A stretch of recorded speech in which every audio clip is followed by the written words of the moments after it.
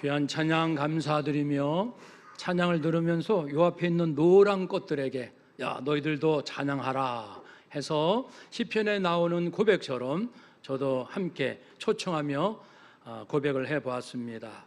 찬양은 참으로 하나님께서 원하신 바 또 우리가 마땅히 해야 할 우리의 거룩한 행위라 할 수 있겠습니다. 사랑하는 여러분, 제가 이제 목사 안수 받을 때 목사 안수 받으면 나름 감격스럽거든요. 전도사로 있다가 근데 이제 안수 받으면서 큰 상처가 심한 상처를 받아가지고 약 3년 동안 그 상처가 치유가 되지 않아서 분노 가운데 목회를 한 적이 있었습니다. 그 목회가 제대로 될 수가 없겠죠. 나중에 해결은 됐습니다마는 그 3년 가까이 시간 동안 나는 목사인데 왜 이렇게 못났지? 왜 이렇게 화를 풀지 못하지? 왜 이렇게 용서하지 못할까? 제 자신이 한없이 초라하고 못나 보이더라고요. 그래서 그때 많이 불렀던 찬송이 예수님처럼 바울처럼 나는 그렇게 살 수 없을까? 낮엔 해처럼 밤엔 달처럼 그렇게는 살 수 없을까? 얼마나 울면서 불렀는지 몰라요.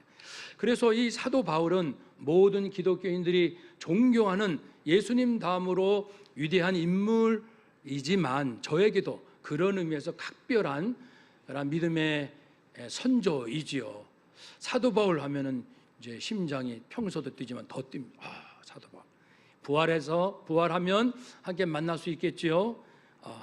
그러면 그냥 만남이 아니죠. 더 감격적으로 보고 싶었다고 아마 엄청 그럴 것 같습니다. 오늘 말씀은 사도 바울의 생애를 짧은 시간이지만 잘 정리하고 이해하고 사도 바울의 생애의 핵심적인 메시지가 뭘까라는 것을 찾고 그리고 내게 적용해서 나도 이렇게 살리라라고 다짐 있는 시간이 되기를 기대해 봅니다. 이제 바울의 생애를 잠시 말씀을 드리니까 마치 영화를 보듯 우리 상상력을 좀 총동 발휘하셔서 마음속에 그려보시기 바랍니다. 바울이 지금 몇 살 때 뭐 했구나, 어디 갔구나, 어떤 어려움이 있었구나, 이렇게 영화를 보듯 그려보시기를 바랍니다. 바울은 이제 사울이죠. 변화되기 전에는. 이 사울은 튀르키예 다소에서 태어납니다. 아마도 예수님보다 이 연도는 확실하지 않지만 보통 제가 드리는 그 나이에 한 3년 정도는 더 할 수도 있습니다. 감안하시고요. 이 사울은 예수님보다 아마도 9살 정도 어린 그 정도 나이가 되고요. 그리고 이제 태어나서 예수님을 만나서 개종하기 전까지 약 28년 동안 많은 교육을 받지요. 예루살렘에서 최고의 학자 밑에서 율법의 권위자 가말리엘 선생의 지도를 받으면서 아주 꿈이 부푼 희망찬 그러한 젊은 시절을 보냅니다. 그러다가 아마 예수님 이 사역 중에 공생애 동안에 분명히 몇 번 참석하지 않았을까? 예수님의 그 사역 현장에 예수님은 이제 죽으시고 부활하시고 승천하시고 성령 강림하시고 교회가 탄생하고 이제 교회에 7 안수 집사님을 세우고 그 중에 스데반 집사님이 있고 스데반 집사님이 복음을 전하다가 돌에 맞아 순교할 때에 그 자리에 이제 사울이 있었죠. 옆에 박수 치면서 잘한다, 죽여라 막 그랬을 거예요. 네, 그러한 겁니다. 그 사람이. 그리고 이제 그 스데반 순교 그리 얼마 오래 가지 않아서 28살 때 다메섹으로 가서 또 예수 믿는 사람을 잡아서 옥에 가두려고 그렇게 가다가 길가에서 부활하신 예수님을 만나죠. 그게 오늘 본문 앞부분에 있는 내용입니다. 만나고 얼마나 놀랬겠습니까? 그래가지고 사울아 내가 나를 어찌 핍박하느냐? 누구십니까? 나는 네가 박해하는 예수니라. 그러면서 이제 그러니까 그토록 미워했던 그 예수가 나타나셔서 이제 자신에게 어떤 사명도 얘기해 주시고 기절 초풍할 노릇이죠. 그게 이제 28살 때입니다. 그리고 즉시 이제 예수님 만나고 눈이 멀었어요. 강한 빛을 봤기 때문에 다메섹 성에 들어갔습니다. 즉시 복음을 전했습니다. 그것도 참 놀랍죠. 얼마 되지 않아 바로 예수님을 전하기 시작을 합니다. 그러니까 또 그 예수님을 미워했던 유대인들이 사울이 자기 편인 줄 알았더니 갑자기 돌변해서 예수를 전하니 사울을 이제 또 핍박하려고 하지요. 31살쯤 3년간 이제 아라비아 광야에 가서 사람들과 멀리 떨어져 있으며 여러 가지 정리를 합니다. 내가 그래도 명색이 구약의 정통한 사람인데 예수님을 만나서 구약에서 메시아에 대한 예언과 예표에 대한 모든 것들이 내가 이해한 거하고 다르다는 거죠. 예수님 만나고 보니 그래서 전부 다시 재해석, 재정리, 신학적으로 총체적으로 체계를 잡는 시간이 필요했던 것이죠. 그렇게 해서 한 3년간을 보내다가 다시 다메섹으로 가서 전도합니다. 그러다가 34살 때에 예루살렘에 좀 가보자. 거기에는 예수님의 수제자, 직계 제자들이 있었죠. 사도들. 그들을 만나러 가야 됩니다. 이제 사울은 이제 바울이 되어서 여러 가지 구약에 대한 애매모호했던 것을 깔끔하게 정리하고 그리고 부활하신 예수님을 직접 만났고 성령의 인도함을 받아 그 누구도 넘어뜨릴 수 없는 단단한 사람이 됐습니다. 자, 사도들을 만나고 싶다. 예루살렘에 들어갔습니다. 그런데 사도들이 웰컴 금방 할 줄 알았겠지만 아니죠. 아니 저놈은 우리를 괴롭힌 녀석이 갑자기 이제 벌써 좀 시간이 지났으니까 소문을 듣지 하니 예수를 전한다 어쩐다 그러니까는 반신반의하고 있었던 것이죠. 근데 그때 성령께서는 바나바라는 사람을 붙여주셔가지고 바나바가 적극적으로 옹호하고 변호합니다. 이 사울이 변하여 바울이 되었고 예수님 만났고 성령의 사람이 되고 생명 걸고 복음을 전하고 있는 중입니다. 이렇게 그러니까요 우리가 인생을 살아갈 때 변화된 바울처럼 내 인생의 목적이 하나님의 나라와 의다라는 것이 분명하다면 그러한 목적으로 직장생활 하시고 장사하시고 교육하시고 공부하고 무엇을 한다 하면은요 내가 어려움을 겪을 때 왜냐하면 목적이 하나님의 나라니까 나를 돕는 자를 하나님께서 보내줄 줄로 믿습니다. 그러니까 사람 걱정하지 마시고 사람 때문에 겁먹지 마시고 세상을 두려워하지 마시고 오직 주님께 내 마음을 오롯이 잘 세워두면 필요한 때 적절하게 하나님께서 사람을 보내주시지요. 그렇게 해서 이제 예루살렘에 머물고 있는데 아니나 다를까 예루살렘에서도 또 믿지 않는 유대인들이 이제는 바울을 죽이려고 여기서도 그래요. 그러니까 성령께서 말씀을 주십니다. 바울아 예루살렘을 떠나라 멀리 떠나라 이렇게 말씀을 22장에서 나오죠. 그 내용이. 그래서 35살 때 자기 고향으로 다시 돌아갑니다. 거기서도 열심히 복음을 전합니다. 그런데 이제 그 바나바 자기를 옹호해 줬던 바나바가 짠 하고 다시 나타납니다. 그래서 바울 나랑 같이 안디옥에 가서 교회 목회를 하고 복음을 전합시다. 그렇게 해가지고 안디옥 교회로 가게 됩니다. 안디옥 교회는 이제 예루살렘 위쪽에 이스라엘 위쪽에 있지요. 그것은 이제 이방 선교의 전초기지 첫 이방인 교회가 되겠습니다. 그 안디옥 교회로 가서 열심히 또 목회하고 사역을 하고 있는 중 또 성령께서 말씀하십니다. 이제는 이 바울과 바나바를 선교사로 파송해야겠다. 그래서 교인들에게 말씀해 주시고 그래서 기름 부어 파송을 하죠. 그래서 정식으로 선교사로 파송하기 전까지 예수님 만난 뒤로 13년간의 세월이 흘렀습니다. 이제는 파송받아 첫 번째 선교 여행을 떠납니다. 그때 41살입니다.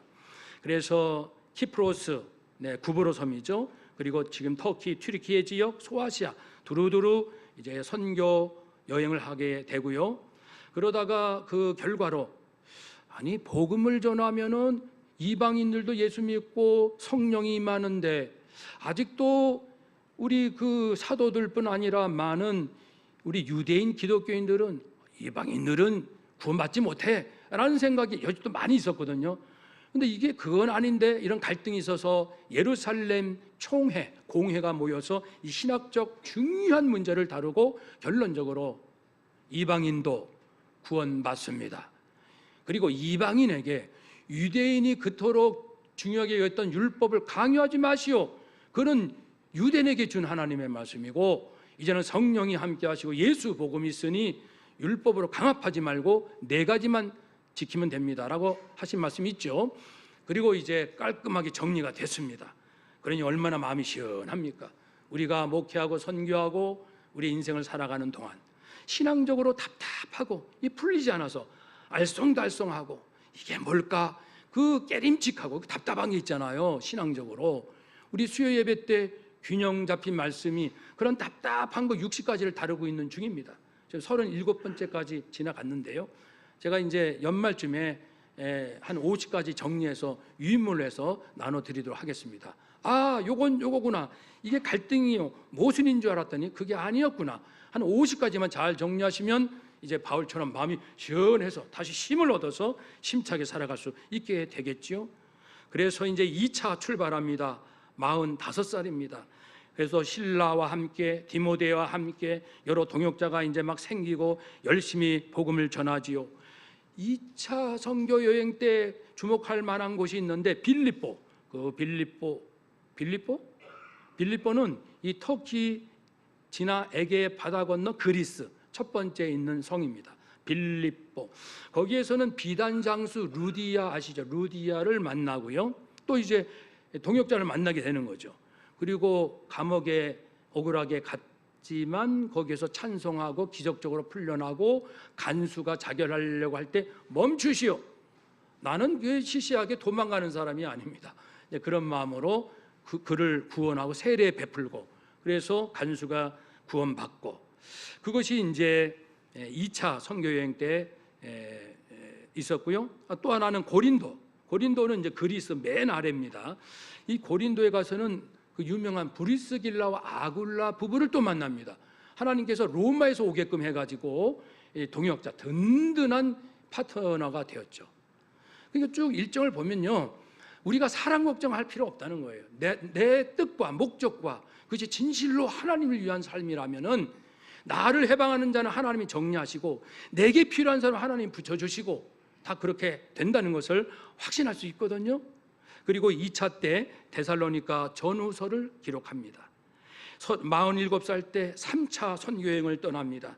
또 이제 소아시아, 그리스 두루두루 다니면서 에베소, 그 터키 서쪽에 항구가 있어요. 에베소 큰 항구죠.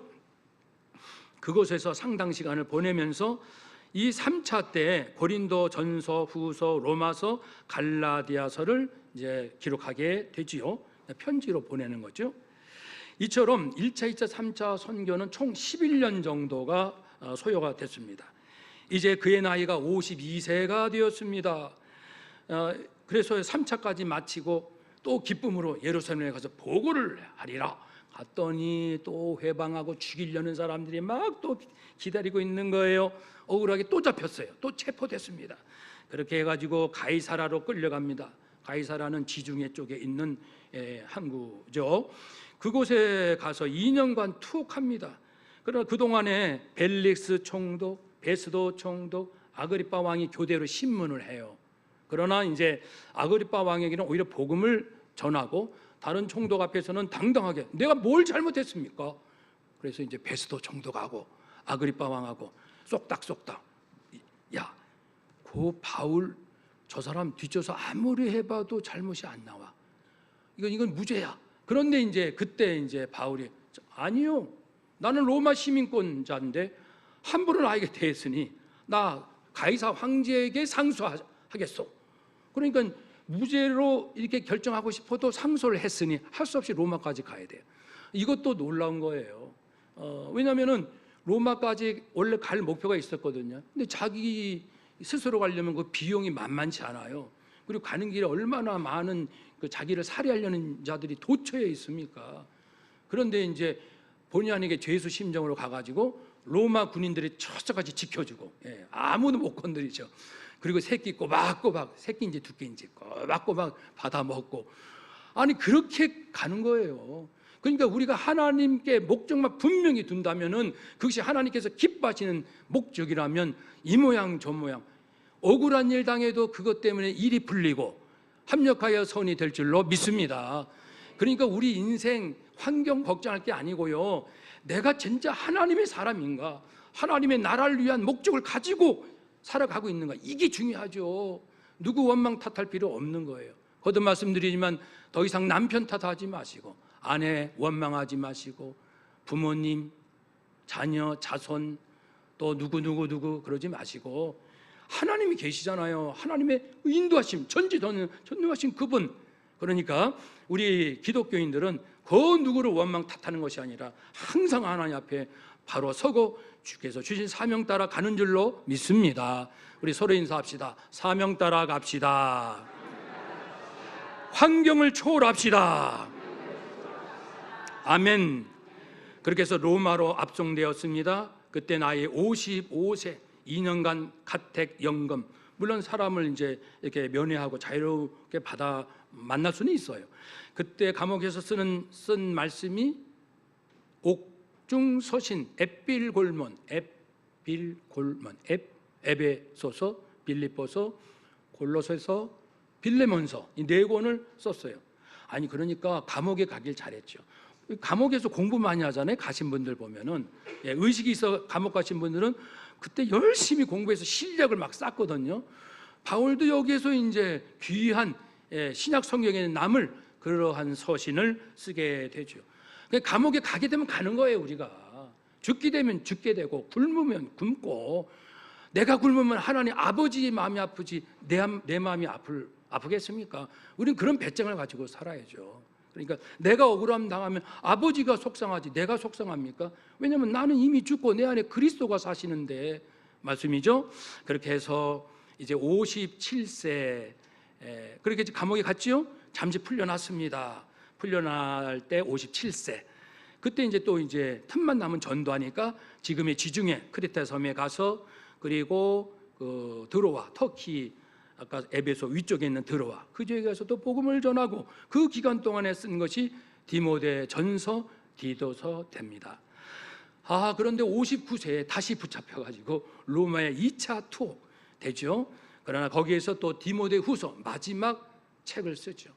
그 눈물로 읽을 수 있는 그 디모데 후서 4장 17절 말씀, 자기 인생을 마무리하면서 나는 선한 싸움 싸우고 달려갈 길 마치고 믿음을 지켰으니, 와, 너무 멋진 하나하나가 멋진 거예요. 나는 선하게 살려고 노력했습니다. 나는 욕심 따라가 아니라 사명 따라 살았고요. 나는 인간의 신념, 의지가 아니라 믿음, 하나님, 예수님, 성령에 대한 믿음 따라 살았습니다. 그럼 다 된 거죠. 뭐 덧붙일 게 없잖아요. 그렇게 자기 고백을 했지요.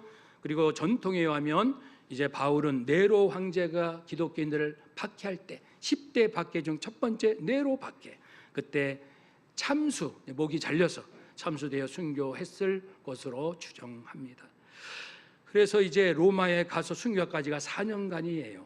이처럼 예수님 만나 변화되어 순교까지 31년 동안 많은 훈련과 눈물과 연단 그리고 전도를 통하여 그의 삶을 살았는데, 이 바울의 삶에 우리에게 주는, 어떻게 그럴 수 있을까? 그렇게 두 가지입니다. 하나는 따라합시다. 부르심, 고난. 부르심은 오늘 본문에도 나옵니다만은, 갑자기 하나님 예수님이 나타나셔서 부르셔가지고 눈이 멀고 담에서로 들어가서 아나니아가 고쳐주고, 그렇게 했을 때 아나니아가 따졌지요. 주님, 아니 저 사울은 교회를 핍박한 녀석인데 어떻게 교회를 고쳐줍니까? 그랬더니 15절 16절 아주 중요한 말씀, 15절 16절 함께 읽읍시다. 15절 16절 주께서 이르시되 가라, 이 사람은 내 이름을 이방인과 임금들과 이스라엘 자손들에게 전하기 위하여 택한 나의 그릇이라. 그가 내 이름을 위하여 얼마나 고난을 받아야 할 것을 내가 그에게 보이리라 하시니. 아멘. 주님이 택하셨다는 거예요. 내 이름을 전할 택한 나의 그릇이라. 아유, 그래, 보통 같으면은 이해할 수가 없죠. 어떻게 그럴 수가 있습니까? 이 부르심의 의미는요, 사람들이 사람을 볼 때는 보통 사회에서 익숙해진 상식, 어떤 기대치, 때로는 편견, 이런 걸 사람을 보잖아요. 사울, 저는 인간도 아니야. 그런데 예수님은 인간도 아닌 사울을 받아들이시고 용서하시고 당신의 그릇으로 삼으신다. 그러니까 이 하나님의 부르심은 인간이 난 누구 좋아, 나는 이런 사람 사귈 거야, 이런 걸 뛰어넘는, 기독교인들이 그런 겁니다. 예수 믿는 사람들은 세상 사람과 다르게 여러 가지 사사로운 이해관계로, 그리고 자기에게 어디 이익이 될까 하여 사람을 고르는 게 아니고 기도하여 성령의 인도함을 따라 사람을 만나기도 하고 축복도 하고 용서도 하고 그렇게 인간관계 하는 줄로 믿습니다. 그리고 성령은요, 예수님께서는 이제 사울을 택하셨는데 바울에게는 이제 장점이 있어요. 그는 엄청 공부를 많이 한 사람이에요. 유대 율법의 정통. 그래서 유대인들을 만나면 전도를 잘해요. 원래 불교에 깊었던 사람이 예수 믿으면 불교 신자를 만나서 전도하기가 아주 쉽거든요. 그 세계를 잘 아니까요. 그런 장점이 있어요. 그리고 구약을 잘 알고 예수님을 알기 때문에 메시아가 예수 그리스도라는 관점에서 구약의 모든 것을 재해석함으로 이제 신약 성경을 기록할 수 있었잖아요. 이런 장점이 있고요. 또 바울은 그 유대 율법뿐 아니고 로마 시민권도 있었고 그리스 로마 문화에도 익숙한 분이에요. 그러니까 이방인들 만나서 전도할 때 아주 잘할 수 있습니다. 익히 잘하니까. 그런 장점을 하나님은 활용하십니다. 그러니까 우리에게도 장점이 있습니다. 한번 더 합시다. 나에게도 장점이 있습니다. 아멘. 하나님이 주신 장점, 이걸 하나님 쓰실 거예요. 그러니까 마음문을 열어놓으세요. 하나님, 제 안에 있는 장점을 사용하세요. 하나님이 기뻐하신 뜻에 제가 잘할 수 있는 부분을 마음껏 사용하세요. 그렇게 하고요. 또 하나는 단점도 쓰세요. 그리고 실수, 과거에 그러면 계속 실수를 하라, 그런 뜻은 아니고요.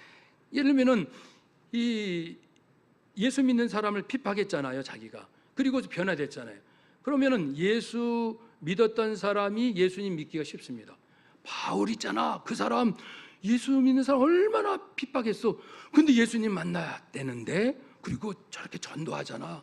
야, 우리도 교회를 그동안 많이 억압했지만 우리도 예수님께서 받아주실 거야. 이렇게 마음이 훨씬 열리거든요. 그리고 유대인들은 이방인을 개취급하고, 그러니까 바울도 마찬가지였어요. 근데 그가 변화되어 막 이방인을 위하여 목숨까지 내걸고 이렇게 사랑하고 전도하는 것을 볼 때 그렇게 편견을 가졌던 유대인들이 저거 보라고, 아니 저 바울이 이방인들을 얼마나 사랑해, 얼마나 열린 마음으로 품고 있냐고, 우리도 옹졸하게 그러지 말자라고 격려할 수 있잖아요. 그러니까 과거에 잘못한 점이 있었지만 내가 변화되어 새 사람이 되면 과거에 잘못 거기에 비슷하게 있는 사람들이 용기를 내요. 우리도 변화될 수 있겠구나. 한번 따라 합시다. 나도 우리도 변화될 수 있습니다. 아멘. 그 지나간 그 과거의 실패, 잘못한 거 가지고 너무 주눅들지 마시고 회개할 것은 회개하고 다시 쓰임 받을 거야. 이런 희망을 가져야 합니다. 그리고 고난의 의미는 뭡니까? 고난. 그렇게 교회를 핍박했던 사람이 이제는 핍박을 받아도 아주 기쁨으로 받는다.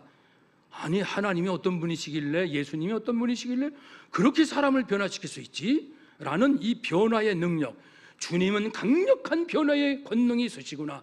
그러니까 지금 내 마음에 속상한 자녀가 있습니까? 반드시 하나님께서 변화시켜 줄 줄로 믿습니다. 그러니까 아들, 딸 걱정하지 마시고, 손자, 손녀 걱정하지 마시고, 저 못된 친구들 걱정하지 마시고, 하나님께서 은혜를 베푸시면 놀랍게 저들도 변화될 것이다. 이런 소망 가운데 우리가 힘을 갖고요. 그리고 바울은 고난을 통해서 계속 연단됐어요. 그 사람들은 고난 싫어해요. 배고픈 거 싫고 욕먹는 거 싫고 억울함 싫고. 근데 바울은 다 당했어요. 그러면서 하나씩 깨질 거 깨지고 깎일 거 깎이고 해서 예수님 닮는 모습으로 연단되고 새로워지죠. 그러면 하나님이 더 귀하게 쓰시거든요. 그래서 우리가 살아가는 인생 동안 많은 우리의 허물도 있겠지만 거기에 너무 낙심하지 마시고 부족하지만 다시 나를 바로 세워주실 것이다 소망을 갖고요. 또 한 가지는요, 바울이 고난을 그렇게 받음으로써 당시 고난받는 초대교회 성도들 위로받는 거예요. 야 여보 우리 참 살기 힘들어. 아니 무슨 얘기를 해. 지금 우리 바울 선생 봐. 우리보다 10배는 고생하잖아. 10배는 5배는 고생하고 있잖아. 근데 우리가 이게 힘들다고 엄살 부리면 되겠어? 라고 큰 위로를 줄 수 있거든요. 그리고 무엇보다 사도 바울은 누구보다도 큰 어려움을 겪었지만 고난 가운데 있었지만 항상 기쁨과 즐거움으로 항상 기뻐하라 범사에 감사하시오 다시 말하느니 감사하시오 그렇게 말할 정도로 그 사명을 죽음의 순간에서도 기쁨과 즐거움으로 감당했습니다. 그럼 우리도 그럴 수 있는 용기를 얻잖아요. 여러분 한 사람 잘 믿는 게 그렇게 중요합니다.